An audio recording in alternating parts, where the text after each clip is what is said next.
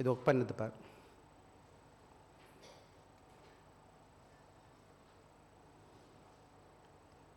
Okay, work பண்ணுது போல.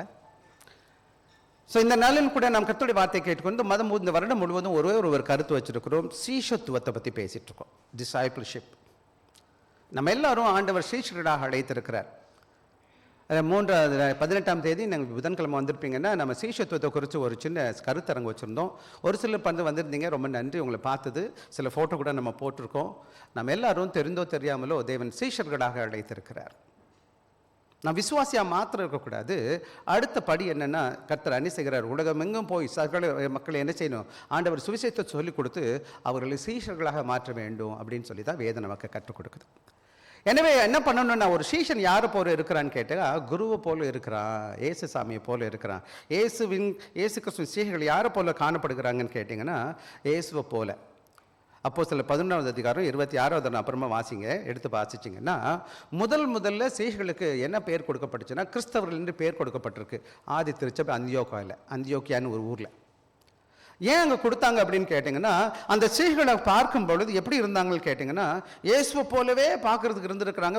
மற்றவங்களுக்கு தான் சீஷர்களை பார்த்து சீஷர்களுக்கு என்ன பேர் கொடுத்தாங்களாம்? கிறிஸ்தவர்கள். எடுத்தீங்கன்னா வாசிங்களா, அப்போஸ்தலர் 11:26. அவர்கள் ஒரு வருஷ காலமாய் சபையோடு கூடி இருந்து அநேக ஜனங்களுக்கு உபதேசம் பண்ணினார்கள். முதல் அந்தியோக்கியாவிலே சீஷர்களுக்கு கிறிஸ்தவர்கள் என்று பெயர் கொடுக்கப்பட்டுச்சு. ஏன் அப்படின்னு கேட்டிங்கன்னா, அன்னைக்கு மற்றவங்க பார்க்குறாங்க, ஏசு கிறிஸ்துவும் பார்த்துருக்குறாங்க, இந்த சீஷர்களையும் அவங்க பார்க்குறாங்க. ரெண்டு பேரையும் பார்க்கும்போது எப்படி இருக்குன்னு கேட்டால் இயேசுவை பார்த்த மாதிரியே இருக்குது. இந்த சீஷர்களை பார்க்கும் பொழுது ஏசு கிறிஸ்து எப்படி இருக்கிறாரோ, எப்படி பேசினாரோ, எப்படி நடந்தாரோ அதே போல் இவர்களும் இருக்கிறாங்க. எனவே தான் புறஜாதி மக்கள் தான் என்ன செஞ்சாங்கன்னு கேட்டால் கிறிஸ்தவர்களுக்கு சீஷர்களுக்கு என்ன செஞ்சாங்க? கிறிஸ்தவர்கள் பேர் சொல்லிட்டு இருக்காங்க. இன்றைக்கி நம்ம தான் கிறிஸ்தவங்களும் சொல்ல வேண்டியிருக்கு. மற்றவங்க பார்த்து சொல்கிறாங்களான்னு எனக்கு தெரியல. பரவாயில்ல, நம்மளை பார்த்து மற்றவங்களாம் சொல்லிட்டு நானே சொல்ல முயற்சி செய்கிறேன். ஆனால் என்ன அர்த்தம்? கிறிஸ்தவர்கள் சொன்னால் சிறிய கிறிஸ்துக்கள். எப்படின்னா லிட்டில் கிரைஸ்ட். யார் மாதிரி இருக்காங்களா? நம்மளாம் யார் மாதிரி இருக்கணும்? கிறிஸ்துவ போல காணப்படணும். அதுதான் இன்னைக்கு நம்முடைய இந்த மாதம் வருடம் முழுவதும். இன்னைக்கு நான் உங்களோட கூட பேசுகிற முக்கியமான கார்டு என்னன்னா, Christ form through the word அப்படின்னு போட்டிருக்கோம். ஆங்கிலத்தை தமிழில் போட்டிருக்கு. கர்த்தருடைய வசனத்தின் மூலம் கிறிஸ்து உங்களில் உருவாகுதல், ஃபார்மிங் கிறிஸ்டியானிட்டி. அதாவது கிறிஸ்தவத்தின் பிரதான நோக்கம் இந்த 4 வாரமும் நம்ம கவனமாக கவனிச்சிருக்கோம்னா, நம்ம எப்படி மாறணும் என்பது சபையிலோட ஒரு நோக்கம் என்னன்னு கேட்டிங்கன்னா, எல்லா திருச்சபையோட பிரதான நோக்கம் என்னன்னு கேட்டிங்கன்னா, நானும் நீங்களும் இயேசுவை போல மாறணும். உம்மை போல் மாற்றும் ஒரு பாட்டு இருக்கு. உம்மை போலாக்கும் இயேசுவே, உம்மை போலாக்கும் உள்ளத்தை அன்பால் நிரப்பி என்னை உம்மை போலாக்கும். சரி, இங்கிலீஷில் இருக்கு. Make me more like the Jesus, make me more like the. ஆக நானும் நீங்களும் என்னுடைய பார்வையில், செய்கையில், செயல்பாட்டில், ஒவ்வொரு காரியத்திலும் நான் எப்படி இருக்கணும்னு கேட்டிங்கன்னா, ஆண்டவர் எப்படி விரும்புகிறாருன்னா கிறிஸ்துவை போல மாறணும். அப்போ தான் நான் பரலோகத்துக்கு ஃபிட் ஆக முடியும். பரலோகத்தில் இப்போ ஒரே ஒருத்தர் தான் இருக்கிறார். யாருன்னா ஏசாமி போயிருக்கிறாரு. அவர் நமக்காக என்ன செய்கிறார்? ஆயுதம் பண்ணிட்டு இருக்கார் ஸ்தலங்களை. ஆக நானும் நீங்களும் அங்கே போகணும்னா யார் மட்டும்தான் போக முடியும்? இயேசுவை போல உள்ளவங்க தான் போக முடியும். இந்த உலகத்தில் இஷ்டத்துக்கு வாழ்ந்து இயேசுவை போல இல்லை, இயேசு பேர் சொன்னவங்களாம் போக முடியாது. ஆக நீங்களும் நானும் பரலோகத்துக்கு போக தகுதியாகணும்னு வச்சுக்கோங்களேன். I must be transformed. என்னவா மாதிரி இருக்கணும்? மறுரூபமாக்கப்பட்ட வேண்டும். இந்த மறுரூபமாக்குற காரியம் யார் செய்யறான்னு கேட்டீங்கன்னா, அதுதான் இன்னைக்கு உங்களோட கூட வேகமா பேச போகிறேன். தம்பி, அந்த ஸ்லைடு ஓட மாட்டேதுரா தம்பி.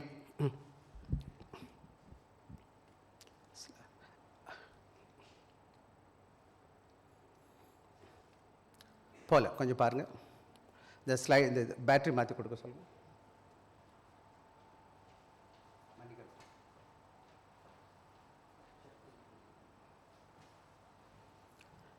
ஆக நானும் நீங்களும் வேகமாக ஒரு சில காரியங்களை பார்க்க போகிறோம். ஆக வேத வசனம் கையில் எடுத்துக்கங்க தம்பி. அடுத்த ஸ்லைட் போயிடலாம். இந்த வேத வசனத்தை நம்ம வாசிக்க போகிறோம். என்னோட கூட இணைந்து வாசிக்க போகிறோம்.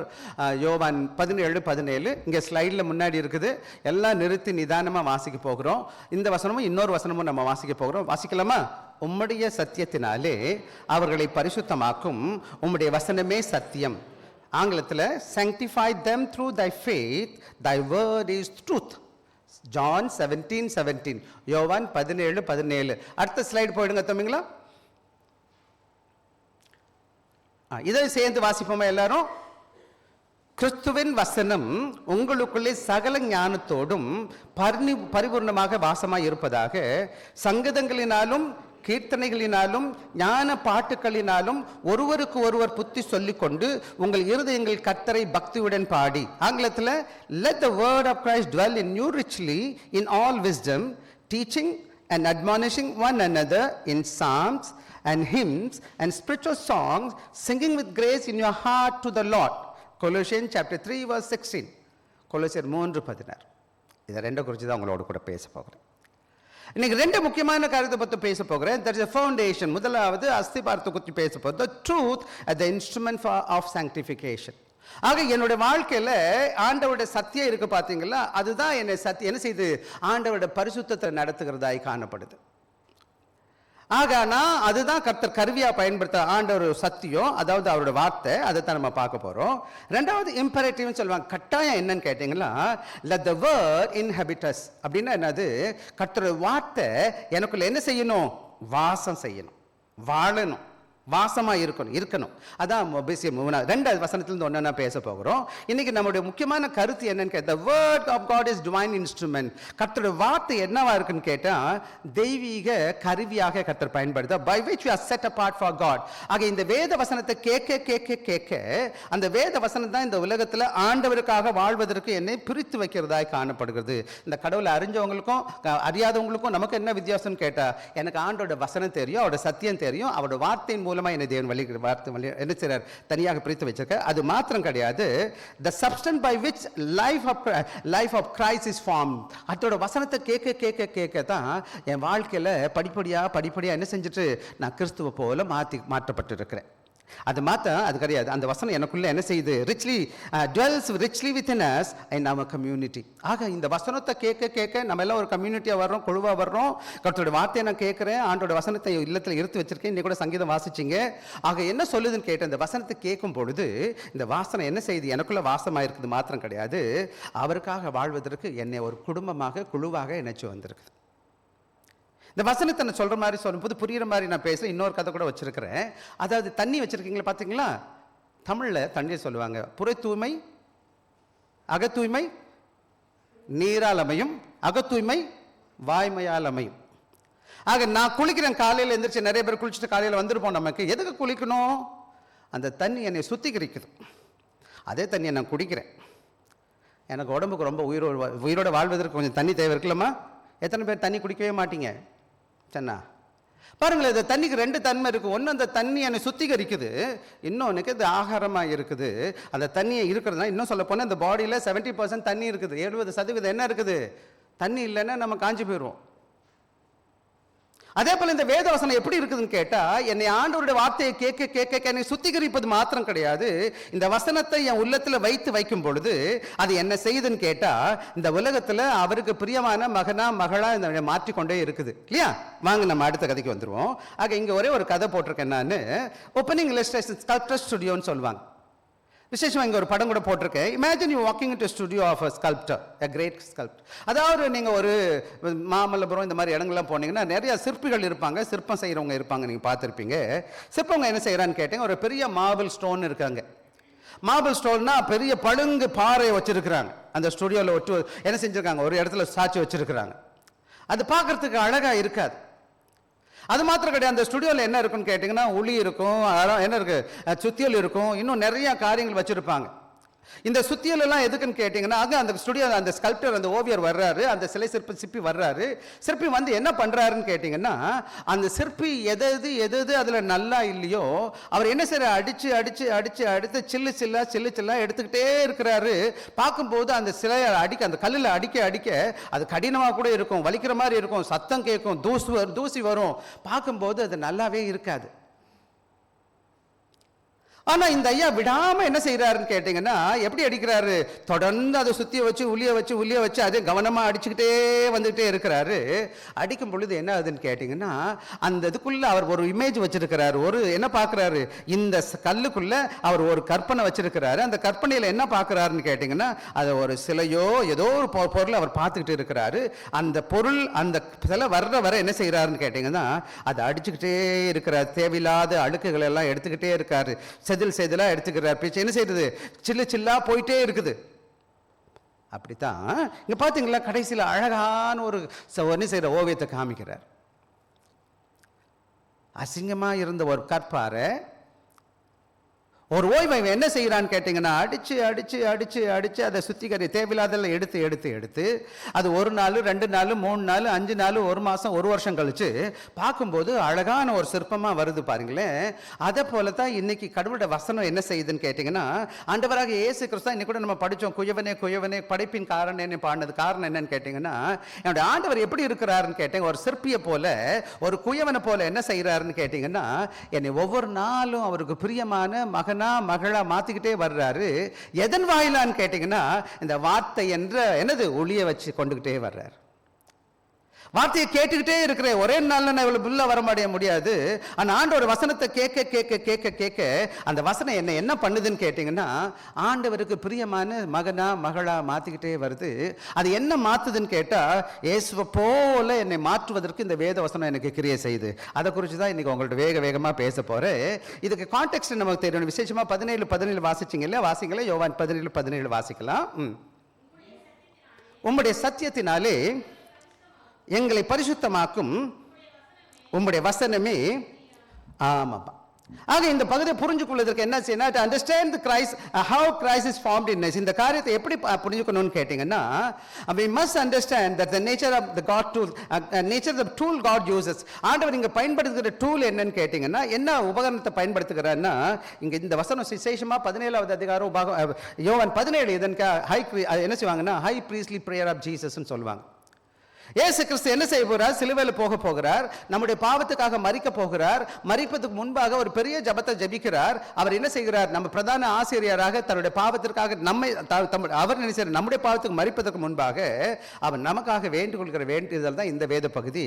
அவர் pray not long before his arrest. அவர் பண்பதுக்கு முன்னாடி is contradicting himself for the sacrifice to come. அவர் என்ன செய்கிறார்? தம்மை தாமே பரிசுத்தப்படுத்தி தன்னை தேவனுடைய சித்தத்துக்கு ஒப்புக் கொடுக்கிறது மாத்திரம் இல்லை, he prays for his disciple and for us. அவர் என்ன செய்கிறார்? அந்த நேரத்தில் இந்த விசுவாசிகளுக்கும் சீஷர்களுக்கும் நமக்காக ஜெபிக்கிறார். என்ன செய்கிறார்? he asks his father for their protection and unity and their holiness. ஆக என்ன செய்கிறார்னா, ஆண்டவர் அவருக்காக ஜெபிக்கிறார். ஆண்டவர்களை பாதுகாத்துக் கொள்வதற்காகவும் அவர்கள் ஒற்றுமையாக இருப்பதற்காகவும் அவர்கள் பரிசுத்தமாக வாழ்வதற்காக ஜெபிக்கிறார். இந்த பரிசுத்தம் எதன் வாயில தான் வரும்னு கேட்டிங்கன்னா, ஆண்டவருடைய வசனத்தின் மூலமாக மாத்திரம். தங்கத்தினால வெள்ளினால இல்லை, உலகத்தில் மற்ற மார்க்கங்கள்லாம் என்ன சொல்லுதுன்னு கேட்டிங்கன்னா, அங்கே போங்க இங்கே போங்க, அதை செய்யுங்க இதை செய்யுங்க, நீங்கள் பரிசுத்தமாயிருன்னு சொல்லுது. ஆனால் கர்த்தருடைய வேதம் எப்படி சொல்லுதுன்னு கேட்டிங்கன்னா, அவருடைய வசனம் மாத்திரம்தான் சத்தியம். அந்த சத்தியம் தான் அவங்களை சுத்திகரிக்கும், அதுதான் பரிசுத்தமாகும். வாங்க வேகமாக பெண்ணமா அடுத்த பகுதிக்கு. ஆக இன்னைக்கு நம்ம பார்க்க போகிற முதல் பகுதி என்னன்னு கேட்டிங்கன்னா, the foundation, the truth as an instrument of sanctification. சத்தியமே என்னது? நம்முடைய வாழ்க்கையில் நம்ம பரிசுத்தப்படுத்த பயன்படுத்துகிற கருவியாக இருக்கிறது. வசனம் 17 மறுபடியும் வாசிக்கிறேன் உங்களுக்காக. உம்முடைய சத்தியத்தினாலே அவர்களை பரிசுத்தமாக்கும், உம்முடைய வசனமே சத்தியம். sanctify them through thy faith, thy word is truth. அப்ப இங்க ரெண்டுமே ஒண்ணா வந்து பாருங்க, சத்தியம்னா வசனம், வசனம்னா அவருடைய சத்தியம். இன்னொரு விதத்தில் கொஞ்சம் தூரமாக போய் பார்த்தீங்கன்னா, கொஞ்சம் ஹைட்டில் மேலே போனீங்கன்னா, இந்த சத்தியம் யாருன்னு கேட்டால் ஆண்டவராக இயேசு கிறிஸ்து, இந்த வசனம் யாருன்னு கேட்டீங்கன்னா ஆண்டவராக இயேசு கிறிஸ்து. ஆதியிலே வார்த்தை இருந்தது, அந்த வார்த்தை தேவனாக இருந்தது, அந்த வார்த்தை தேவனிடத்திலிருந்து, அந்த வார்த்தை மாமிசமாக இந்த பூமியில் வந்தது. ஆக நானும் நீங்கள் கவனமாக கவனிக்கின்ற பாடம் என்னன்னு கேட்டீங்கன்னா, இந்த சத்தியம் சொன்னாலும் இந்த வார்த்தைன்னு சொன்னாலும் இந்த வசனம் சொன்னாலும் இது யாரை பத்தி பேசுதுன்னு கேட்டீங்கன்னா, ஆண்டவராக இயேசு கிறிஸ்து என்னுடைய வாழ்க்கையில என் உள்ளத்துல என்ன செய்ய இருக்கும் பொழுது மாத்திரம்தான் நான் அவருக்கு பிரியமான மகளாக வாழ முடியும். வாங்க இந்த இதில் இங்கிலீஷ் வார்த்தை போட்டது sanctifyன்ற வார்த்தை, அது கிரீக்ல அகியாசோன் வந்திருக்குது. இந்த வசனம் என்ன சொல்லுதுன்னு கேட்டீங்கன்னா, to make holy or consecrate as to set apart அப்படின்னு அர்த்தம். அப்படின்னா என்ன அர்த்தம்? ஆக நான் இந்த வசனம் அகியாசோன்ற கிரீக் வேர்டு என்ன சொல்லுதுன்னா, கிரேக்க பதம் என்னை பரிசுத்தப்படுத்துவது. அல்லது தேவனுக்கென்று பரிசுத்தமாக்கி தனியா வைப்பது அல்ல பிரித்து வைப்பது எதை குறிக்குதுன்னு கேட்டா அதுதான் பரிசுத்தம். கெட்டதுல இருந்து தனியா எடுத்து வச்சதா அது பரிசுத்தப்படுத்துறது. நம்ம இந்த உலகத்துல வாழ்ந்துருக்கிறோம். சபைக்கு இன்னொரு பேர் என்னன்னா எக்லிஷியான்னு சொல்லுவாங்க. எக்னா அவுட்னு அர்த்தம், கலையோன்ற வார்த்தை, கலீஷியான்ற கலையோன்ற வார்த்தை அழைக்கப்பட்டவர்னு அர்த்தம். எங்கேருந்து அழைக்கப்பட்டிருக்காங்க சபைன்னு கேட்டா இந்த உலகத்துல ஆண்டவரை தெரியாத மக்களா நம்ம வாழ்ந்திருக்கிறோம். அங்கு இருந்து தேவன் நம்மை அழைத்து வந்திருக்கிறார். கலையோ எக்லிஷியா. ஆக தேவன் என்ன செஞ்சிருக்காரு, எங்கிருந்து எடுத்து வந்திருக்கிறான்னு கேட்டா தமக்கென்று ஒரு கூட்ட மக்களை தமக்கு பிரித்து வைத்து பரிசுத்தப்படுத்தி இருக்கிறார். அதுதான் அகியாசோன்னு சொன்ன என்ன அர்த்தம், செட் அபார்ட் ஃபார் காட், கடவுளுக்காக வச்சிருக்கோம். It is not primary moral improvement. நான் இங்கே வந்து உட்காந்துட்டு நான் குடியை விட்டுட்டேன் வெடியை விட்டுட்டேன் என்பது மாத்திரம் கிடையாது. அது நிச்சயம் நடக்கணும். நம்முடைய வாழ்க்கையில் குடி விடணும், பொய்யை விடணும், ஏமாத்தத்தை விடணும், கெட்ட காரியங்களை விடணும், மனம் திரும்பி இருக்கணும், புது மனுஷனாக வாழணும். அதுக்கு மேலே it's about primary position and the purpose. நான் ஆண்டவருடைய பரிசுத்தமான வாழ்ந்து நிற்பதற்கு நோக்கம் என்னன்னு, எதுக்கு என்ன தேவன் பிரிச்சிருக்கிறாருன்னு கேட்டிங்கன்னா அவர் எனக்கு மேலே ஒரு நோக்கம் வச்சிருக்கிறார். அங்கே இருந்ததுக்கும் இங்கே இருந்ததுக்கு வித்தியாசம் என்ன இருக்குது? அங்கே இருக்கிற மாதிரியே இங்கே இருந்தால் என்ன பிரயோஜனம்? பல வேலைகளை சபையில் வர்றவங்க வெளியில் இருக்கவங்களுக்கு உள்ள இருக்கவங்களுக்கு வித்தியாசம் இல்லைன்னா என்னத்துக்கு நம்ம கிறிஸ்தவனா வாழணும்? அப்போ எதுக்கு நான் தேவ வார்த்தையை கேட்கணும்? உங்களை தேவன் அங்கேருந்து இங்கே பிரித்து கொண்டு வந்ததுக்கு நோக்கம் என்னன்னு கேட்டால் அவர் உங்களுக்கு ஒவ்வொருத்தருக்கும் ஒரு நோக்கம் வச்சிருக்கிறார். He has a purpose for you. He has a plan for you. எனக்கும் உங்களுக்கும் ஒரு திட்டம் வச்சிருக்கிறார். To sanctify something is to take out a common use. அப்படின்னா என்ன அர்த்தம்?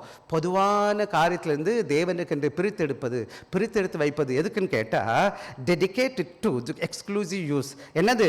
கடவுளுடைய உண்மையான தனக்கென்று பயன்படுத்துவதற்காக தேவன் பயன்படுத்துகிற பாத்திரம். நீங்கள் நல்லா போனீங்கன்னா தேவாலயத்துக்கு போனீங்கன்னா நிறைய பாத்திரங்கள் அங்கே இருக்கும். தேவாலயத்தில் நிறைய பாத்திரங்கள் என்ன செய்வாங்க, மற்ற எந்த கறி சமைக்க பயன்படுத்த மாட்டாங்க. அந்த பாத்திரங்களை எடுத்து சுத்திகரித்து வச்சிருப்பாங்க. ஏன் அப்படின்னு கேட்டால் அது ஆண்டவரோட பயன்பாட்டுக்குள்ளது. அதே போல் நீங்களும் யார் தெரியுங்களா? உங்களை கடவுள் இங்கே கொண்டு வந்தது நோக்கம் என்னன்னு கேட்டால் உங்களை ஏன் பரிசுத்தப்படுத்தியிருக்காருன்னு கேட்டால் அவர் உங்களை பயன்படுத்த விரும்புகிறார். அவருடைய சமூகத்தில், அவருடைய ஊழியத்தில், அவருக்கென்று. எனவே நானும் நீங்கள் என்ன அர்த்தம்னு கேட்டால் எக்ஸ்போசிஷன் பண்ணுவோம். அங்கே இங்கே என்ன பார்க்குறது, எக்ஸசைசஸ் பார்த்தோம். ரெண்டாவது இந்த ட்ரூத் எதில் அவர் சுத்திகரிக்கிறார்னு கேட்டிங்கன்னா அவர் சத்தியத்தில். தி சாங்டிஃபிகேஷன் இஸ் த ட்ரூத். எப்படி நடக்குது இந்த சாங்டிஃபிகேஷன்? மீன்ஸ் என்னன்னு கேட்டால் இந்த பரிசுத்தது எதன் மூலமாக நடக்குதுன்னு கேட்டிங்கன்னா அவர் சத்தியத்தில் நடக்குது. It's a sphere which it happens. ஆக வசனத்தை கேட்காம நான் கிறிஸ்தவனாக வருவேன், நான் சர்ச்சில் உட்கார மாட்டேன், சத்தியத்தை கேட்க மாட்டேன், வசனத்தை வாசிக்க மாட்டேன்னு சொன்னால் நீங்கள் எவ்வளோ வருஷ கணக்கில் பாரம்பரிய சபையில் பிறந்திருக்கலாம், இல்லை குடும்பத்தில் பிறந்திருக்கலாம். ஆக நீங்க உங்க பேர் உங்க தாத்தா காலத்திலிருந்து பாட்டி காலத்திலிருந்து கிறிஸ்தவல வாழ்ந்திருக்கலாம். அந்த சத்தியம் உங்களுக்கு உள்ள சத்தியத்தை கேட்கல, திருச்சபைக்கு வரல, நீங்க பரிசுத்தவானா வாழ்வதற்கு முடியவே முடியாது. You cannot be a Christian, but you can call yourself Christian. நீங்க நிறைய பேர் மாறிச்சுக்கிறாங்க, நாங்க கிறிஸ்தவங்க. ஆமா, பைபிள் தெரியுமா? ஒன்றும் தெரியாது. சர்ச் போனீங்களா? அதுக்கும் போகல. அப்புறம் என்ன பண்றீங்க? So God's word dwells. எங்க கடவுள் வசனம் இருக்குதோ அங்கதான் பரிசுத்தம் நடக்குது. என்ன பரிசுத்த வசனத்தை கேட்கத்தான் என் வாழ்க்கையில் பரிசுத்தம் நடந்துகிட்டே இருக்கு. இந்த பைபிளுக்கு ஒரு பேர் என்னன்னு கேட்டீங்கன்னா, அம்மா பிள்ளைங்க சகோதரர்கள், இது பைபிளுக்கு பேர் என்ன பேரு? ஏமா பரிசுத்த வேதம்? எத்தனை புக் இருக்கு இந்த புக்கு? ஏன் இந்த வேதம் பரிசுத்த வேதம் சொல்லணும்? இந்த புக்கு ஒருத்தன் படிச்சான்னா பரிசுத்தமா மாற்றப்படுகிறான். ஒரு ஐயோக்கு நல்லவனா மாறிடுவான், கொலைகாரன் நல்லவனா மாறிடுவான், ஒரு பாவி குடிகாரன் நல்லவனா மாறிடுவான். ஏன்னா இந்த பரிசுத்த புத்தகம் அவனை பரிசுத்தவனா மாத்துது, மற்ற புக்கை மாற்றவே மாத்தாது. ஏன்னா இந்த வசனத்தினுடைய சக்தி என்னன்னு கேட்டீங்கன்னா அது சத்தியம். அந்த சத்தியம் என்ன செய்யுதுன்னு கேட்டா என்னை பரிசுத்தப்படுத்துது. ஆக நான் பரிசுத்தமாக்கணும், என் பிள்ளை பரிசுத்தமாக்கப்படணும், நான் என் குடும்ப கடவுள்கள் பரிசுத்தமா வாழணும்னு கேட்டா எங்க தான் நடக்கணும்? சத்தியத்தை கேட்கறதுனால மாத்திரம்தான். ஆக your word is the truth. இது எங்க இருக்கு இந்த சத்தியம் கேட்டா Jesus gives an unequivocal definition of truth. என்ன செய்றாரு கேட்டா it is not philosophical concept, a spoken revelation of God. இது என்னன்னு கேட்டா it is a spoken revelation of God. ஆக யாரோ சொன்ன கதைகள்லாம் கிடையாது. காந்தி சொன்னாரு, அவர் சொன்னாரு, இவர் சொன்னார், ரைட், அவர் சொல்லிட்டு போறாரு, அவர் சொல்ல சொன்னார். ஆனா இது கேட்க மட்டும்தான் நீங்க பரிசுத்தமா மாற்ற முடியும். மக்கள் நிறைய தத்துவங்கள் பேசியிருக்கிறாங்க, உலகத்தில் நிறைய தத்துவவாதிகள் வந்துட்டு போயிருக்கிறாங்க. ஆனால் இந்த வசனம் இன்னைக்கும் நிற்குது. இதை படித்த ஒவ்வொருத்தரும் கடவுள் பிரியவனாக மாற்றிருக்காங்க. இனி கோடிக்கணக்கான திருச்சபைகளில் மில்லியன் கணக்கான மக்கள் ஒவ்வொரு நாள் காலையில் வசனத்தை கேட்டுட்டு இருக்காங்க. காலங்கள் போயிடும், மனுஷன் போயிடுவான், யோகங்கள் மாறி போயிடும், இந்த வேத வசனம் இன்னும் மாறாது. எவையாவது உண்மையாக பின்பற்றி வந்தானோ படித்தானோ வாழ்க்கையில் முன்னே என்ன செஞ்சுருக்காங்க? அவங்க வாழ்க்கை மாற்றப்பட்டு இருக்கு. அவங்க மாத்திரம் கிடையாது, அவங்க சந்ததி மாற்றப்பட்டு இருக்கு. அந்த சந்ததி மாத்திரம் கிடையாது, அவங்க பிள்ளைகளோட வாழ்க்கையில் மற்ற உலகத்துக்கே சாட்சியாக இருந்திருக்கான். இன்றைக்கி நிறைய பேருடைய வாழ்க்கையை நம்ம பார்க்க முடியும். ஆக நல்லா புரிஞ்சுக்கணும்.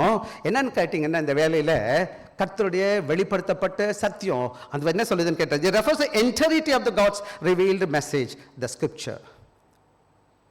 ஒரு வேத பகுதி, 2 வேத பகுதி கிடையாது. இந்த 66 புத்தகங்களும் இந்த வேதத்தை எனக்கு உங்கள் கையில் கொடுத்துருக்கிறார். எனக்கு நிறைய பேர் கையில் வீட்டில் வச்சிருக்கிறோம். சங்கீதக்காரர் சொல்கிறாரு, சங்கீதம் 119 160 எனக்காக வாசிங்க. இன்னைக்கு வாசிப்போம் எனக்காக.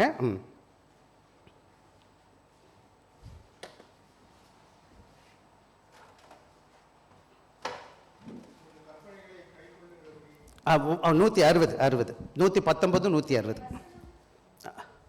வாசிப்போம். உம்முடைய வசனம் சமூலமும் சத்தியமும் நீதி. The word is true from the beginning.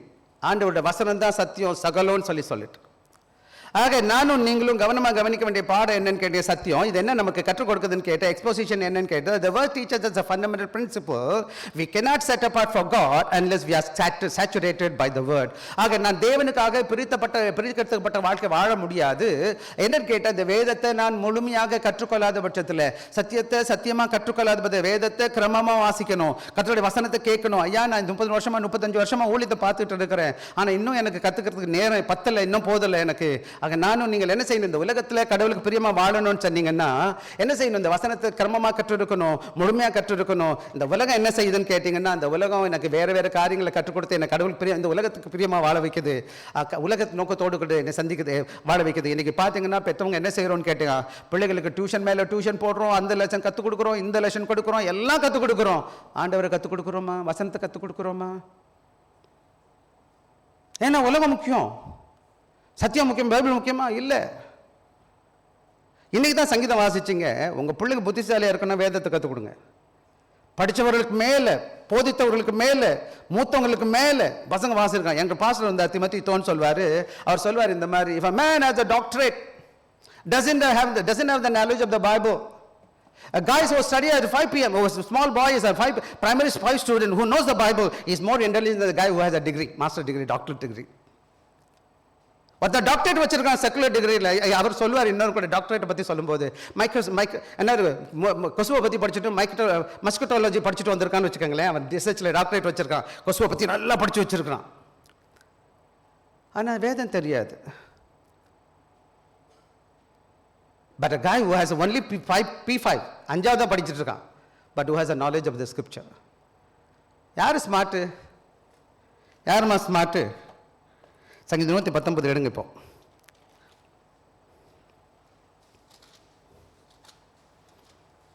சங்கீதம் 119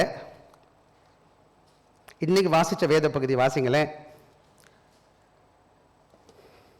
ஓகே வாசிக்க. 99 உம்முடைய சாட்சிகள்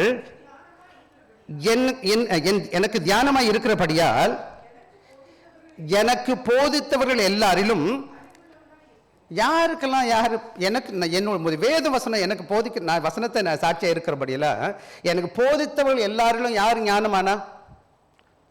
சரி, அது 100வது வசனம் வாசிங்க. உம்முடைய கட்டளைகளை நான் கை கொண்டிருக்கிறபடியால் முதியோர்களை பார்க்கலும். யார் ஞானம் உள்ளவங்க? முதியோர்களை பார்க்கலும். 5ஆம் கிளாஸ் தான் படிச்சிருக்கிறான், 10ஆம் கிளாஸ் தான் படிச்சிருக்கிறான், இவனுக்கு மேலே 60 வயசு மட்டும் மூத்தவங்க இருக்கிறாங்க. அவங்களுக்கு இவங்களுக்கு கம்பேர் பண்ணும்போது என்னது இது? நான் சொல்லலை, பைபிளில் இருக்கிறது வசனம். ஸோ இன்னைக்கு நீங்களும் நான் எதை இம்பார்ட்டன்ஸ் கொடுக்குறோம்? டியூஷன் கொடுக்கணும், ஸ்விம்மிங் லெசன் போகணும், தப்பு கிடையாது, போயிட்டு வரட்டும், கரெக்டாக லெசன் போகட்டும். அந்த வசனம் போகணுமா வேணாமா? எவ்வளோ நேரம் நான் கொடுத்துருக்கேன் பிள்ளைகளுக்கு கற்றுக் கொடுப்பதற்கு? எவ்வளோ நேரம் செலவு பண்ணியிருக்கேன், எவ்வளோ பணம் செலவு பண்ணியிருக்கேன் கற்றுக்கொள்வதற்கு? ஸோ இன்றைக்கி நம்ம பிள்ளைங்க மிஸ் பண்ணிகிட்டு இருக்கிறாங்க. அன்பான பிள்ளைகளே, எனக்கு என்னன்னு கேட்டிங்கன்னா, நீங்கள் நல்லா இருக்கிறது கட்டல, உங்கள் பிள்ளைங்களோட வாழ்க்கை நல்லா இருக்கணும்னா, இன்றைக்கி நிறையா டாக்டர்ஸ் இருக்கிறாங்க, என்ஜினியர்ஸ் இருக்கிறாங்க, நிறைய படிச்சிருக்கிறாங்க, கடவுள் இல்லாதவங்களாக இருக்கிறாங்க. இன்றைக்கி எப்படின்னு கேட்டிங்கன்னா, நிறைய டாக்டர் இன்ஜினியர்ஸில் நல்லா படிச்சிருக்காங்க, எப்படி நல்லா திருடணும், நல்லா ஏமாற்றணும், பொய் சொல்லணும்னு கற்று வச்சுருக்கிறாங்க. தெரியுமா உங்களுக்கு? நிறைய படித்தவன் விவரமாக திருட தெரியும், நேர்மையானவன் கிடையாது, நீங்கள் மெடிக்கல் இண்டஸ்ட்ரியாக இருக்கட்டும், எங்கே போனாலும் சரி, நிறையா படிச்சிருப்பான். ஏன்னா எப்படிடா மற்றவனை ஏமாத்தணும்னு கற்று வச்சிருக்கிறான். நீதியும் கிடையாது, நேர்மையும் கிடையாது, உண்மையும் கிடையாது, ஒன்று நல்லவனும் கிடையாது, இன்னும் கிறிஸ்தவனும் சேர்ந்து அப்படி இருக்காங்க.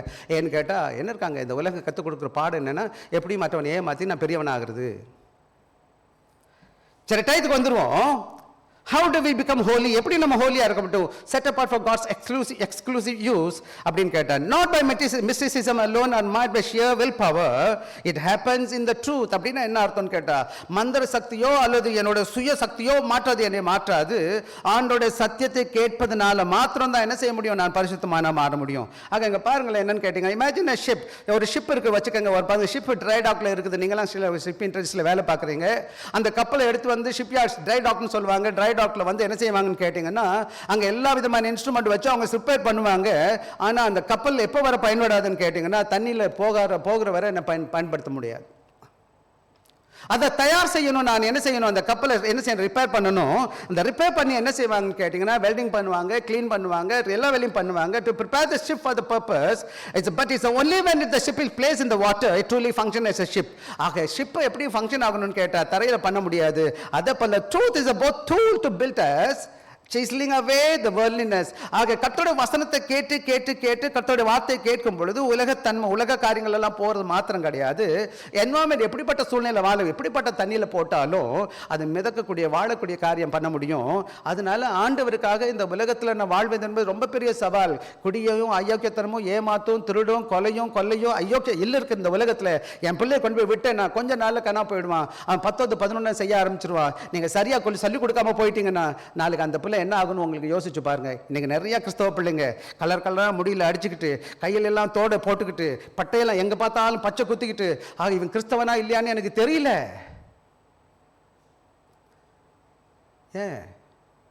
எங்க நடந்துச்சு தப்பு? ஒரு சபைக்கு நான் போனேன். அடிக்கிறான், ஜிங்குன்னு அடிக்கிறான், மோளம் அடிக்கிறான். பார்த்தா கிறிஸ்தவ மாதிரியே இல்லை. அப்புறம் கொஞ்ச நேரத்தில் கீழே வந்துட்டு வந்து கிச்சு பேசுகிறானுங்க. சர்வீஸ் ஐயா பிரசங்கம் பண்ணிக்கிட்டு இருக்காரு. எனக்குள்ளே நான் சொல்லணும்னு நினைக்கிறேன். நான் பின்னாடி உட்காந்து என் பக்கத்துலேயே உட்காந்து பேசிகிட்டு இருக்கானுங்க. பயமும் கிடையாது, பக்தியும் கிடையாது. தேவ திருச்சபையில் இதுக்கு முன்னாடி அவன் தான் மியூசிக் வாசித்தான். சபையிலே இப்படி இருப்பான், சபையை விட்டுட்டு வெளியில் எப்படி இருப்பான் யோசிச்சு பாருங்க. உங்களை கடவுள் கையில் ஒப்பு கொடுப்போம். If you are not in the word, we are not in the environment of sanctification. ஆண்டவருடைய வசனத்தை கேட்காம, சபைக்கு போகாம, தேவ பிள்ளைகளுடைய பைக்கத்தில் இல்லாம இந்த உலகத்தில் நீங்க கடவுளுக்கு பிரியமான சாட்சியா ஆசீர்வாதமா நிச்சயமா பரிசுத்தமா வாழ முடியாது. ஐயா, இந்த கடவுள் சபைக்கு வந்தவனே திணறிட்டு உட்கார்ந்துருக்கான். ஐயா, போராட்டத்தில் சத்தியமே கேட்காதவன் எப்படி இருப்பான்? நான் பலவில்லை இந்த மனசுல வரும். கடவுள் வசனம் சொல்லி கொடுத்து இவ்வளோ பண்ண பிள்ளை திணறானே, கடவுள் தெரியாதவன் எப்படி இருப்பான்? எப்படிமா இருக்கும்? இவ்வளோ நாள் வாரம் வர்றோம், சட்டையில் வசனத்தை சொல்கிறோம், ஏதோ கேட்குறோம், கேட்டு எச்சரிக்கப்படுகிறோம். அது எனக்கு ஒரு பாடமாக இருக்குது, எனக்கு வழி நடத்துது. அப்புறம் நான் வெளியில் போகும்போது அந்த சூழ்நிலை வரும்போது வசனம் கேட்டு சொல்லியிருக்குப்பா, நான் செய்யக்கூடாது அப்படின்னு எனக்கு ஒரு அலர்ட் கிடைக்குது. ஆவியானவர் என்கிட்ட பேசுகிறாரு. இது கேட்காமவே ஒருத்தர் இருக்காருன்னா எப்படி இருப்பார் அவர்? அவர் எது செஞ்சாலும் சரியா தெரியுமே, அவர் எப்படி கடவுள் பிரியமா வாழ முடியும்? நீங்க தான் சொல்லணும், எனக்கு தெரியாது. சரியா? வாங்க நம்ம போயிடுவோம் அடுத்த கதைக்கு. ஆக என்ன டிரான்சிஷன் என்னன்னு கேட்டீங்க, இதுவரை என்ன பேசுறாருன்னு கேட்டீங்கன்னா, சத்தியம்தான் உங்களை பரிசுத்தமாக்குன்னு சொன்னவர். ஆக என்ன சொல்றாரு? so far set the word as apart. அந்த வசனம் உங்களை பரிசுத்தப்படுத்தும், தேவனுக்கு கண்டு பிரித்து வைக்கும். But Paul takes a concept further in Colossians. He removes from the tool that shapes us to substance that will live in us. ஆக இதுவரை அந்த வேத வசனம் என்ன உருவாக்குதுன்னு பார்த்தோம். ஆனா இப்ப என்ன செய்யணும்? அந்த உருவாக்குற சக்தி எனக்குள்ள வாழணும். அதை தான் இந்த வேத பகுதி imperative in letting the word inhabit us. ஆக இந்த வசனம் எனக்குள்ள கேட்கறது இதுவரை சுத்திகரிச்சிச்சு இல்லையா? நான் வெளியில குளிச்சோம் பாத்தீங்களா? அந்த மாதிரி வேத வசனம் சுத்திகரிச்சது மாத்திரம் பத்தாது, இந்த வசனம் எனக்குள்ள என்ன செய்யணும்? dwell பண்ணணும். வாசிக்கலாமா இந்த வேத பகுதி? எனக்காக எல்லாரும் சேர்ந்து வாசிப்போமா? கிறிஸ்துவின் வசனம் உங்களுக்குள்ளே, வாசிப்போம். சகல ஞானத்தோடும் பரிபூர்ணமாய் வாசமாய் இருப்பதாக சங்கீதங்களினாலும் கீர்த்தனைகளினாலும் ஞான பாட்டுகளினாலும் ஒருவருக்கொருவர் போதித்து புத்தி சொல்லிக்கொண்டு உங்கள் இருதயத்தில் கர்த்தரை பக்தியுடன் பாடி. ஆங்கிலத்திலையும் போட்டிருக்கேன். Paul writes the church facing false teaching. சபையே இந்த கொலை திருச்சபை எழுதுகிறாருன்னு கேட்டிங்கன்னா அங்கே நிறைய பிரச்சனை என்னன்னு கேட்டிங்கன்னா நிறையா தவறான உபதேசங்கள் வந்துருச்சு. இன்றைக்கி சர்ச்சில் உள்ளே போயிட்டீங்கன்னா சர்ச்சில் விதவிதமான போதம் நடக்குது. ஆட்டம் பாட்டம் கொண்டாட்டம் என்னென்னமோ பண்ணுறாங்க. பயமும் கிடையாது, பக்தியும் கிடையாது. அங்கே ஆண்டவர் இருக்கிறாருன்ற கேள்வியே கிடையாது. எல்லாம் அவங்க சுயமாக என்னென்ன நல்லா இருக்குதோ அதெல்லாம் செஞ்சுட்டு உட்காந்து இருக்கிறாங்க. இங்க அவர் என்ன செய்யல? Solution is not the list of the rules, dos and don'ts சொல்லல. இது செய் இதை செய் இதை செய் அப்படி சொல்லல. But he calls the deep internal reality centered on Christ. ஆக என்ன கூப்பிடுறார்? வாங்க நம்ம கடவுளுக்குள்ள வாழ முயற்சி செய்யணும், வசனம் உங்களுக்குள்ள காலமா பாடட்டும் அப்படின்னு அவர் என்ன செய்கிறார்? இங்க நமக்கு கண் கொடுக்கிறார். வாங்க ஒவ்வொன்றும் நம்ம பார்ப்போம். எக்ஸர்சைஸ்ல 3 காரியம். கிறிஸ்துவின் வசனம். யார் வசனம்? எந்த வசனம் உங்களுக்குள்ள வாசம் செய்யணும்? The word of Christ. This is the message of Christ, about Christ, the gospel, the teaching of the Lord is the same, the truth, is the same truth Jesus prayed about. இந்த கொஞ்சம் முன்னாடி அவர் தான் ஜெபிக்கிறாரு. ஆக நான் முதல்ல சொன்னேன், இந்த வசனம் யாரை பற்றி பேசுது? ஆண்டவராகிய இயேசு கிறிஸ்துவை பற்றி பேசுது. அவரோட நற்செய்தியை பற்றி பேசுது, அவரோட போதனையை பற்றி பேசுது. அதுதான் உண்மை, அதுதான் சத்தியம். அந்த இயேசு எழறவர் எனக்குள்ள வாசம் செய்யணும். ஏசு எனக்கு என்ன கெஸ்டாக இருக்கக்கூடாது. அவர் எனக்குள்ள வாசம் செய்யணும், என்னோடு கூட காணப்படணும். அவன் என்னோடு வீட்டில் என் வாழ்க்கையில் அவர் மையமாக இருக்க வேண்டும். ரெண்டாவது என்னென்ன? வாசமாக இருக்க. டுவெல் என்ற வார்த்தை கிரீக்கு வசனம். The word means to live in, reside, to inhabit. அது என்ன செய்யுதுன்னு கேட்டிங்கன்னா அவர் நமக்குள்ள. It does not mean that visit occasionally, வந்து போகிறவராக இருக்கக்கூடாது. Like a guest staying for a weekend. சில நேரங்கள் ஆண்டவர் ஞாயிற்றுக்கிழமை மாத்திரம் ஆண்டவராக இருக்கக்கூடாது. It means to take permanent residence, to feel at home, to settle down and run the house. என்ன செய்யணும்? It must not be transient visitor. பல வேளைகளில் இயேசு கிறிஸ்து விருந்தாடி. சில வீட்டு போட்டிருப்பாங்க, Jesus is the unseen guest of this every meal போட்டிருப்பாங்க. பார்த்துருங்களா? டேபிளில் அவர் கெஸ்டாக இருக்கக்கூடாது, அவர் ஓனராக இருக்கணும், லார்டாக இருக்கணும், ஆண்டவராக இருக்கணும். அவர் வந்து போகிறாருன்னா வரும்போது போகும்போது மட்டும்தான் அவர் ஆண்டவராக இருப்பார், மற்ற நேரம் இருக்க மாட்டார். இன்றைக்கி பல வேலைகள் நம்ம வாழ்க்கையில் இயேசு கிறிஸ்து எங்கே இருக்கிறார் எனக்கு தெரியல, எந்த அளவுக்கு முக்கியத்துவம் கொடுத்துருக்குறோன்னு எனக்கு தெரியல. அவர் உங்களுக்கு எனக்கு ஜீவனை கொடுத்து தன்னை மீட்டு இருக்கிறார், அவருடைய பிள்ளைகளை மாற்றி வைத்திருக்கிறார். அவருடைய பிள்ளைகளாக இருக்கிற நாம் ஆண்டவருடைய இடத்தை எந்த இடத்துல வச்சிருக்கிறோம்? நம்மளோட ஒவ்வொரு தீர்மானங்களையும் வாழ்க்கையில் நம்ம வீட்டில். அதை கேட்டு பாருங்க. ரெண்டாவது முக்கியம், சகல ஞானத்தோடும் பரிபூர்ணமாக. பரிபூர்ணம்னா என்னது? full, abundantly, fully, to a full house, full overflowing. It implies saturation, permeation சொல்லுவாங்க. அப்போ என்னன்னு கேட்டிங்கன்னா ஒரு வெள்ளம் போகிற மாதிரி வீடு முழுவதும் இருக்கணும். இட்டுன்ற வார்த்தை இருந்துச்சு, ஃபுல் ஹவுஸ்ன்னு சொல்லுவாங்க. அப்போ இயேசு கிறிஸ்து எல்லா இடத்துலையும் இருக்கணும். வீட்டில், சாப்பாட்டில், தூங்குற இடத்துல, படிக்கிற இடத்துல, வேலைக்கு போகிற இடத்துல, என் நண்பரோட, என் குடும்பத்தில், என் மனைவி கூட, எங்கே இருக்கும்போது இயேசு கிறிஸ்து என் கூட இருக்கணும். அவருக்குள்ளே நான் காணப்படணும், அவர் என்னை நிறைஞ்சிருக்கணும். என் வாழ்க்கையில் இயேசு கிறிஸ்து எல்லா இடங்களிலும் இருக்கும் பொழுது என் வாழ்க்கை எப்படிப்பட்டதாக இருக்கும்? அப்படிப்பட்ட வாழ்க்கை ஆண்டவர் எனக்கு வாழ்கிறவராக இருக்கிறார். எனவே எக்ஸ்போசிஷன் என்னன்னு கேட்டால், here's the heart of the matter. என்னன்னு கேட்டிங்கன்னா, Paul is not saying read your Bible. He's saying let the word move in and take over. அப்படின்னா என்ன? அந்த வசனம் உங்களுக்குள்ள வரணும். வேறத்தை வாசிங்க. காலையில பல வேலைகள் நம்ம எப்படி வாசிக்கிறோம்னு நமக்கு தெரியும். This is massive difference between having Bible in your house and having the word dwelling in you richly. பல வேலைகளை வீட்டில் பைபிள் நிறையா வச்சுருக்கோம். ஒரு சில வீட்டில் நிறைய பைபிள் கூட வச்சுருப்பாங்க, ஆனால் தூக்கியே பார்த்துருக்க மாட்டாங்க. சண்டே தூசி தட்டிடுவாங்க. இப்போ ஒரு ஃபேஷன் வந்துருச்சு, சர்ச்சுக்கு பைபிள் இல்லாமல் கூட வந்துடுவோம். நம்ம பைபிள் தொடர்றதே கிடையாது, வருஷக்கணக்கில் மாதக்கணக்கில். வீட்டில் இருக்குது, எங்கள் வீட்டில் இருக்குது. எத்தனை பேர் வீட்டிலுக்கு நான் கேட்க மாட்டேன், உங்களுக்கு தெரியும் எங்கே இருக்குன்னு எப்படி இருக்குன்னு சொல்லிட்டு. எத்தனை பேர் வாசிக்கிறீங்க?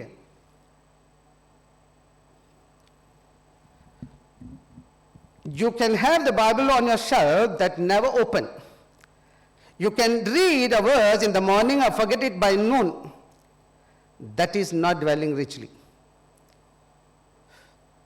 என்ன கிடையாது, காலையில் வர்றோம், எடுத்து வைக்கிறோம். காலையில் சிலருக்கு ரொட்டீன் இருக்குது. என்ன சொன்னால் என்னது இந்த அந்தன்றுள்ள அப்பம்னு ஒரு புக் வச்சுருப்பாங்க. அப்படி எடுத்து அப்படி சாப்பிட்டுட்டு அப்படி பார்த்துட்டு அப்படி தூக்கி வச்சுட்டு போயிடுவாங்க. அது ஒரு ரொட்டீன் வச்சுருக்காங்க, ரிச்சுவல்னு சொல்லுவாங்க. சிலர் அதுவும் கிடையாது, பைபிளும் கிடையாது, ஜபமும் கிடையாது, பாட்டும் கிடையாது, வீட்டில் ப்ரேயரும் கிடையாது, யாருக்கும் ஒன்றும் கிடையாது. ஆண்டவர் மட்டும் என்னை ஆசீர்வதிக்கணும், நான் பரலோகத்துக்கு உடனே போயிடணும். எப்படிம்மா? எத்தனை பேர் பரலோகம்? நான் கேட்க மாட்டேன் போகிறதுக்கு. எல்லாருக்கும் ஆசை பரலோகத்துக்கு போகணும். பரலோகத்துக்கு இப்படியே நான் போக முடியும்னு எப்படி நினைக்கிறீங்க? நான் அதுக்கு தயாராகாமல் எப்படிம்மா போக முடியும்? நீங்களே கேளுங்க உங்ககிட்ட. ஸோ வந்துடும். The word of Christ is an atmosphere to the soul, of the soul. ஆக நான் ஆண்டவருக்குள்ள வளருமா இருந்தேன்னா, அப்படிப்பட்ட சூழ்நிலையில் மட்டும்தான் நான் ஆண்டோட வசனத்தை கேட்க முடியும். அப்படிப்பட்ட இடங்களில் தான் என்னோட ஆவிக்குரிய ஆத்மாவுக்கு என்ன கிடைக்கும்? ஆகாரம் கிடைக்கும். Operating system of mind and constitution of the heart அப்படின்னா என்னது? நீங்கள் எல்லாம் கம்ப்யூட்டர் வச்சிருக்கோம், கம்ப்யூட்டர் ஆப்ரேட் பண்ணணும், ஆப்ரேட்டிங் சிஸ்டம் இருக்குது பார்த்தீங்களா? அதை போல ஆண்டோட வசனம் இல்லாமல் என்னோட ஆவிக்குரிய வாழ்க்கையில் நான் ஆண்டவருக்கு பிரியமாக வாழ முடியாது. எனக்கு இந்த சட்டத்திட்டம் எந்த உலகத்தில் எப்படி வாழணும் எப்படி வாழக்கூடாதுன்னு எனக்கு தெரிவதற்கு சட்டத்திட்டம் என்ன இருக்குது? எனக்கு நான் இன்னொன்று அடிக்கடி சொல்லுவேன், நான் போயிடுவேன், என் பிள்ளைகளுக்கு நான் பைபிள் கொடுத்தா அந்த வசனம் அவங்களை வழி நடத்தும், என் பேர பிள்ளைக்கு இந்த வேத வசனம் நடத்தும். இதுதான் சட்ட புத்தகம் என்னுடைய வாழ்க்கையில். When the word dwell richly, it colors everything. எப்போது வேதத்தோடு கூட நான் வாழ்கிறேனோ, வேத அறிவு இருக்குதோ, வேத எனக்குள்ளே இருக்கும்போது எதை நான் செஞ்சிச்சாலும் எல்லாமே எதன் வாயிலாக நான் பார்க்க ஆரம்பிப்பேன்? வேதத்தின் வாயிலாக பார்ப்பேன். சின்ன சின்ன காரியங்கள் வரும்போது எனக்கு அவ்வளவா பரமாட்டேன். எது நடந்தாலும் சரி, எனக்கு வேதம் அழகான போதிச்சிருக்குது. எனக்கு நிறைய கிறிஸ்தவங்க வந்திருக்கிறாங்க, சேர்ச் வச்சிருக்காங்க. ஆனால் என்ன கிடையாதுன்னு கேட்டால், வேதம் தெரியாததுனால அவங்க வாழ்க்கை கலர் இல்லாததாக இருக்குது. எப்பவுமே ஒரே கலரில் காணப்படுது. காரணம் என்னன்னு கேட்டிங்கன்னா, வேதம் தெரியாத, வேதம் வசனம் உள்ள இல்லை அவங்க வாழ்க்கையில். எப்போ வேதவசனம் உள்ள காணப்படுகிறதோ, it shapes our reaction, it dictate our desire. அப்போ என்ன செய்யுது இந்த வேதவசனம்? என்னுடைய ஒவ்வொரு சூழ்நிலையும், உச்சமாக எனக்கு சண்டை வந்துருச்சு, ஒருத்தர் என்னை திட்டினாங்க, வசனம் தெரிஞ்சிச்சுன்னா நான் உச்சமாக கோவப்பட யோசிப்பேன். கடவுள் நாம தூக்கிப்படணும், நான் தோக்கப்படக்கூடாது, சண்டை போடக்கூடாது அப்படின்னு தெரியும். சில பிள்ளைங்க கிறிஸ்தவங்களா இல்லையேன்னு தெரியல, அவங்க உண்மையான கலர் எப்போ தான் தெரியும்? ஒரு சண்டை வரணும், இல்லை யாராச்சும் ஒருத்தர் சொல்லிடணும், அப்படிதான் ஐயோயோ இவங்களாம் கிறிஸ்தவங்களா அப்படின்னு நான் பார்த்துருக்கேன். ஐயோயோ அப்படியே பேய மாறிடுவாங்கப்பா கொஞ்ச நேரத்தில். இவ்வளோதான் நல்ல பாட்டெலாம் பாடினாங்க, ஆடினாங்க, என்னென்னமோ பண்ணாங்க, காணிக்க கொடுத்தாங்க, ஊழியம் பண்ணினாங்க. அப்போ ஒரு சின்ன பிரச்சனை வந்தோன்னா அந்த பேயா மாறிச்சுங்க பார்த்தீங்களா ஐயா? அப்போ தான் உண்மையான பேய் உள்ளே இருக்குது இப்போ தான் தெரியுது. வாயில் வந்தா அப்போ பார்த்தாலும் குறை பேசுறது, எது கட்டாலும் தப்பு தப்பாக பேசுறது, ஒரு ஆசீர்வாதம் வார்த்தையே வராது, ஒரு நல்லதே வராது. அது மாத்திரம் கிடையாது, உங்க டிசைரை டிக்டேட் பண்ணுது. நீங்க எப்படிப்பட்ட மன வாஞ்சை இருக்குது உங்க வாழ்க்கையில? கடவுளுக்கு பிரியமாவா, கடவுளுக்கு பிரியம் இல்லாததா? So when Christ would dwell in your retreat, it is Christ himself by the Spirit taking up residence in the fullness of his character. ஆக ஆண்டோட வசனத்தை கேட்க ஆண்டவர் இயேசு கிறிஸ்து எனக்குள்ள இருக்கிறதுனால, ஆண்டோட ஆவியானவர் எனக்குள்ள இருக்கிறதுனால, அவர் எனக்கு முழுமையா இருக்கிறதுனால அவருடைய பண்பின் வெளிப்பாடா காணப்பட ஆரம்பிச்சிருவேன் இல்லையா? எப்படி அந்த ஸ்ட்ரக்சர், அந்த ஓய்வியம் செய்கிறவன் என்ன அடிச்சு அந்த உண்மையான ரூபத்தை காமிக்க ஆரம்பிக்கிறான், சொரூபத்தை காமிக்கிறானோ, அது போல ஆண்டோட வசனம் என்ன செய்யுதுன்னு கேட்டா, தேவையில்லாத எல்லாத்தையும் மறுபடியும் ஒன்றா எடுத்துட்டு அவருக்கு பிரியமான மகனா மாறுவது. ஆக மூன்று முக்கியமான காரியம் இந்த இடத்துல நம்ம பார்க்க போகிறோம். இந்த வேசன் தொடர்ச்சி தான். வாசிக்கலாம் எனக்காக அந்த கொலோசியர் 3வது அதிகாரத்தை எடுத்துக்குவோம். 3வது அதிகாரம் 2வது பகுதி வாசிக்கலாம். நீங்கள் எதை செய்தாலும் வாசிப்போம். சகல ஞானத்தோடும்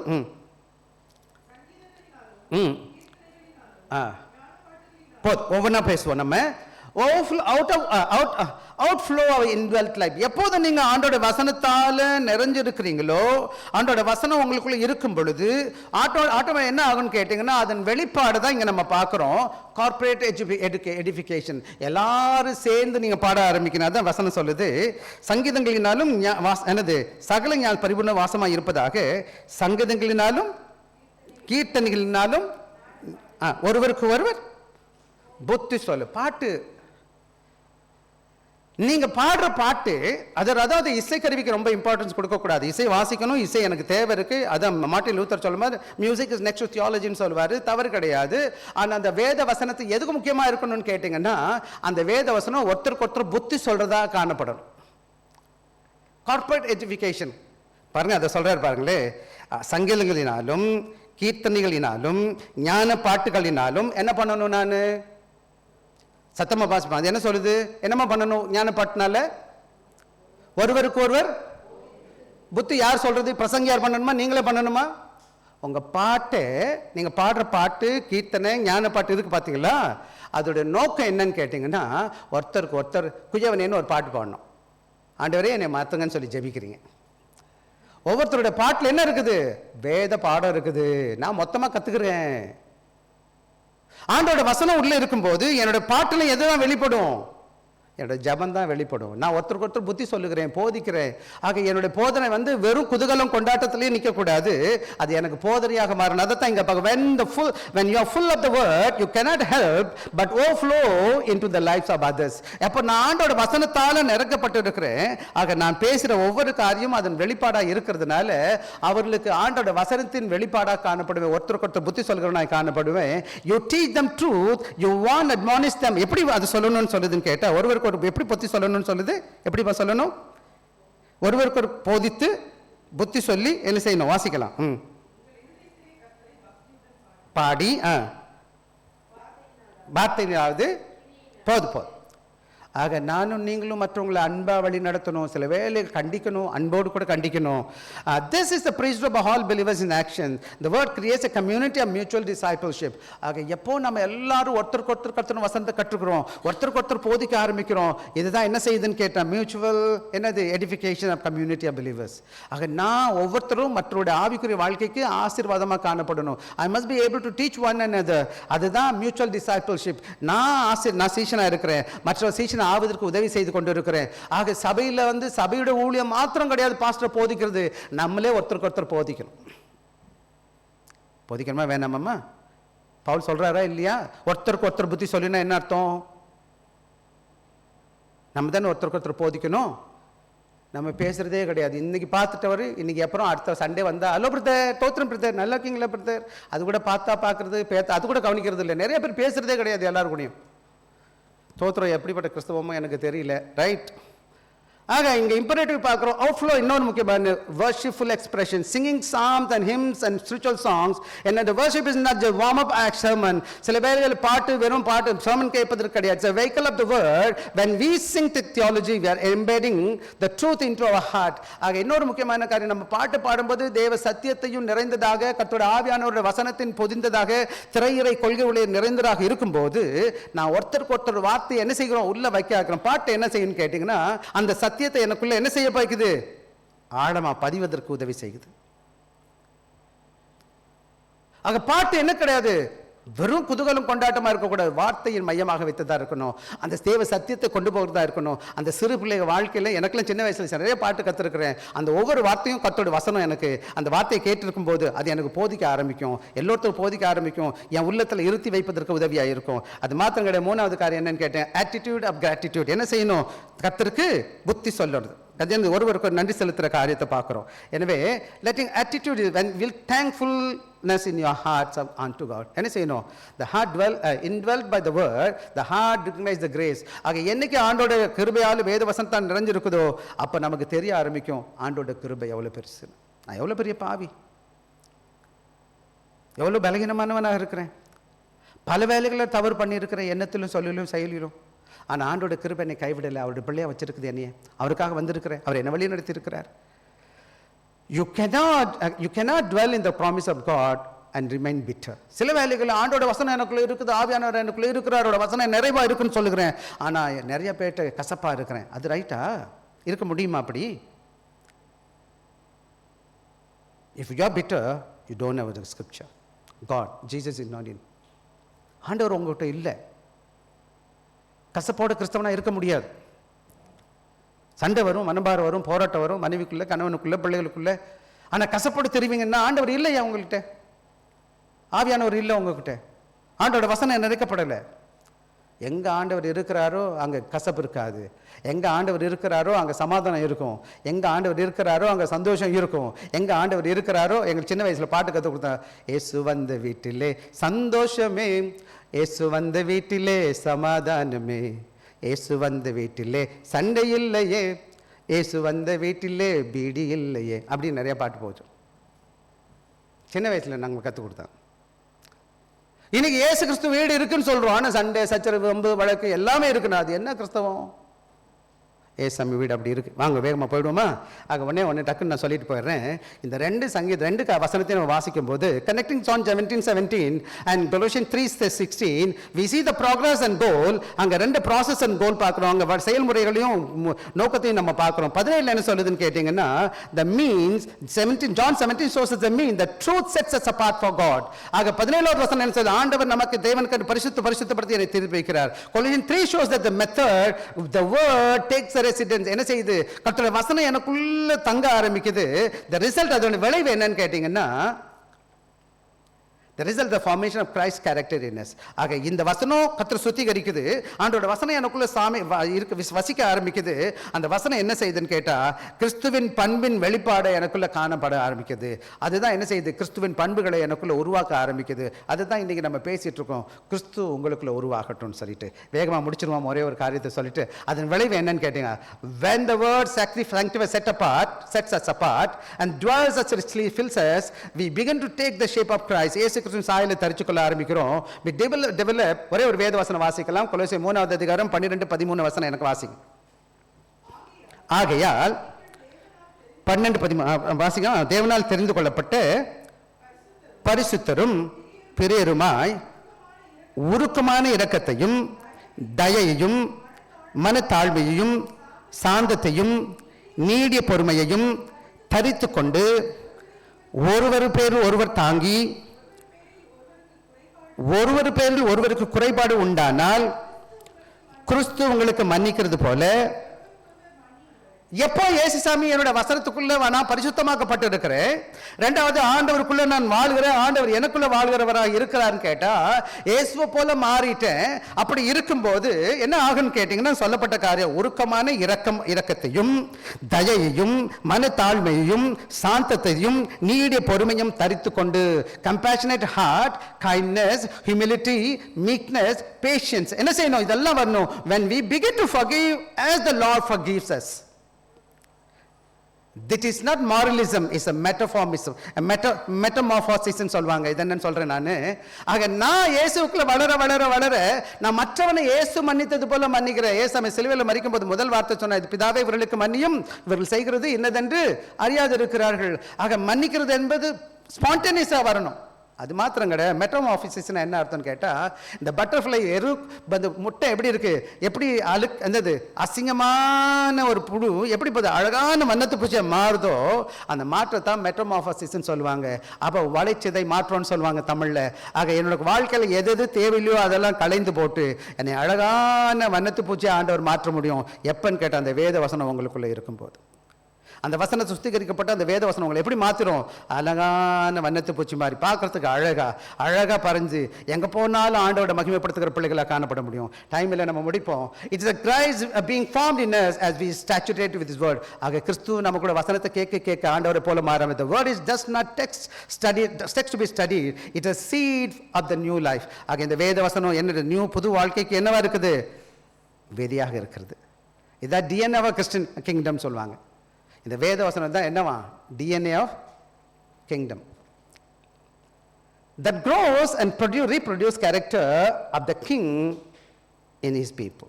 ஆக ஆண்டவர் நம்மளுக்கு செயல்படுகிற டிஎன்ஏன்னு சொல்லுவாங்க இல்லையா, அதாவது இந்த மரபு என்னன்னு கேட்டால் இந்த வேத வசனத்தை கேட்க ஆண்டவரை போல ஆண்டவர் ராஜ்யத்தின் மகளாக என்னை கர்த்தர் மாற்றுகிறவராக இருக்கிறார். டைம் ஆயிடுச்சு, நம்ம முடிச்சிருவோமா? ஒரே ஒரு கதையை சொல்லிட்டு நான் முடிக்கிறேன். டைம் ஆயிடுச்சு. ஒரு நாள் விருந்துக்கு வந்திருக்கிறார். காலையில் ஒரு அம்மா என்ன பண்ணிருந்தாங்க, டீ பட்டி எடுத்துக்கிட்டு போய் ஒரு பக்கம் சுடு தண்ணி வச்சுட்டாங்க, இன்னொரு டிப் டீ வச்சுட்டு என்ன செய்ய எல்லாத்தையும் வச்சுட்டு அவங்க போயிட்டாங்க. போன பிறகு என்ன ஆச்சுன்னு கேட்டிங்கன்னா அதில் நாங்கள் போட்டிருக்கேன் பாருங்கள். இந்த ஐயா எடுக்கிறாரு, இவருக்கு டீ எப்படி பண்ணுறதுன்னு தெரியல. அப்புறம் தண்ணியை ஊற்றிட்டார். தண்ணியை ஊற்றிக்கிட்டு இந்த இதை தூப்பி அப்படி விட்டுட்டு எடுத்துட்டார். என்னது இந்த டப்பாவை போட்டு என்ன செஞ்சுட்டார்? எடுத்துட்டார்.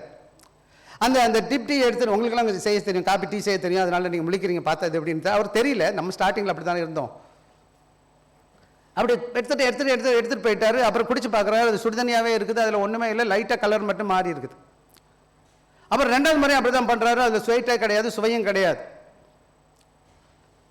அப்புறம் என்னன்னு பார்த்துட்டு இந்த வீட்டுக்காரங்க வந்து பார்க்குறாங்க. அவங்க இது ஒரு செய்ய தெரியலன்னு சொல்லிட்டு அந்த அம்மா என்ன பண்ணுறாங்கன்னு கேட்டிங்கன்னா, அவங்க என்ன செய்கிறாருன்னு கேட்டிங்கன்னா, ஃபைனலி அந்த அம்மா எடுத்துகிட்டு வந்து டீ பேக்கெட்டை உள்ளே ஊற்றி போட்டுட்டு அதில் நிறைய தண்ணி சுடு தண்ணி ஊற்றி கொஞ்ச நேரம் அங்கே வச்சுருக்குறாங்க. அப்படி இருக்கும்போது என்ன ஆச்சுன்னு கேட்டிங்கன்னா, அந்த இது என்ன செய்யலைன்னு கேட்டிங்கன்னா, கொஞ்ச நேரம் அந்த வசனம் அங்கே அந்த தண்ணி அந்த டீ இருந்ததுனால அது படிப்படியாக அதோட கலரை மாறுது. கலர் மட்டும் மாற்றலை, அது என்ன மாதிரி அந்த வாசனையை மாறுது, அது சுவையும் மாற ஆரம்பிச்சு. பார்த்தீங்களா என்ன மாறுச்சு? கலர் மாறுச்சு, வாசனை மாறுச்சு, சுவையும் மாறிடுச்சு. டீ குடிச்சிருக்கீங்களே நீங்களாம், திரும்பி இன்றைக்கி போய் ட்ரை பண்ணுங்க. நிறைய பேரோட பிரச்சனை என்னன்னு கேட்டிங்கன்னா, டீ பேக்கை சுடுதண்ணி ஊற்றி மேலே தொட்டு எடுத்துகிட்டு அப்படி போட்டுறது. அதுக்கப்புறம் இது பயன்படுத்துறது இல்லை. கேட்டால் டேஸ்ட்டே இல்லை. நிறைய பேர் சொல்கிறேன், பயில் போல் அடிக்குது பாஸ்டர். எப்படி இருக்குதா? புரியவே மாட்டேங்குது பாஸ்டர். எவ்வளோ ஈடுபாடாக பண்ணுனீங்க இதை? எந்த அளவுக்கு வாசமாக இருக்குது உங்களுக்கு? எந்த அளவுக்கு ருசியாக இருக்குது? எந்த அளவுக்கு இந்த வேத வசனத்தின் வாசனை உங்களுக்கு புரிய ஆரம்பிக்குது? அது உங்களுக்குள்ள வாசம் செய்யணும், கிரியை செய்யணும், மெடிடேட் பண்ணணும். ஆக நேரமாக இல்லை, நமக்கு முடிச்சிடலாம். So many of us treat the word of like the first cup of tea. பல வேலைகளில் வேத வசனம் எப்படி பயன்படுத்தப்படுதுன்னா, மேலோட்டமாக பயன்படுத்துகிறோமே தவிர அதை உண்மையாக பயன்படுத்தி அதை நல்லா என்ன செய்யணும், நம்ம வாழ்க்கையில் ஊறுவதற்கு இடம் கொடுப்பது கிடையாது. ஆக இன்றைக்கி பல பேருடைய வாழ்க்கையில் சவால்கள் வரும்போது, மனபாரம் வரும்போது, போராட்டங்கள் வரும்போது என்ன பண்ணணும்னு தெரியல, ஒப்பாரி வைக்கிறாங்க. இன்னும் சில வேலைகளில் கடவுளை அறியாதவன் மேலே போய் குதிக்கிறான் கீழே. இன்னும் ஒரு சில பேர் கசோல தெரிஞ்சவன் கூட சில பேர் குதிக்கிறான். காரணம் என்னன்னு கேட்டு, இந்த வேத வசனம் அவங்களுக்கு எந்த விதத்திலும் பிரயோஜனமாக இல்லை. எனக்கு ரொம்ப வருத்தமாக இருக்கும், சில பிள்ளைங்க, கிறிஸ்தவ பிள்ளைங்க வந்து சில வேலையை சஃபர் பண்ணுறதை பார்க்கும்போது. அதுக்கு காரணம் என்னன்னு கேட்டிங்கன்னா, இவ்வளோ அழகான வேத வசனத்தை வச்சுக்கிட்டு, ஆண்டோட வசனத்தை வச்சுக்கிட்டு எப்படி இருக்கணும்னு தெரியலையே, எங்கெங்கேயோ போகிறானே. யோசிச்சு பாரு. ஆக முடிச்சிருவோம். The result of remains unchanged. சில வேலைகளோட வாழ்க்கையில் பார்த்தீங்கன்னா, சபைக்கு வருகிறோம், டு ஹேவ் எனி சேஞ்ச்? மாறி இருக்கோமா நம்ம? Never. You are not changing. So கடைசி முடிச்சிருவோமா? When we let the word of Christ dwell us richly, when we meditate on it and memorize it and sing it, let it saturate every corner of our being. Something miraculous happen. The water becomes tea. The life becomes Christ-like life. We no longer just people who read about Jesus. We become in whom Jesus lives. வேதத்தை பார்த்து நிறைய பேர் நினைக்கிறாங்க இவங்க கிறிஸ்தவங்களா, தெரியல. உங்களை பார்க்கும்போது கிறிஸ்து வெளிப்படட்டும். முடிச்சிடலாமா? Jesus prayed that we would be sanctified by the truth. Paul commanded the word should dwell in us richly. May we stop dipping and start steeping. May we give the word a home in our heart. நம்முடைய இருதயத்தை கொடுப்போம். கடவுள் உங்களை ஆசீர்வதிப்பார். கண்டுபிடி நம்ம ஜெபிக்க போகிறோம். Christ himself be formed in us and to the glory of God the Father. நம்ம ஜெபிப்போமா?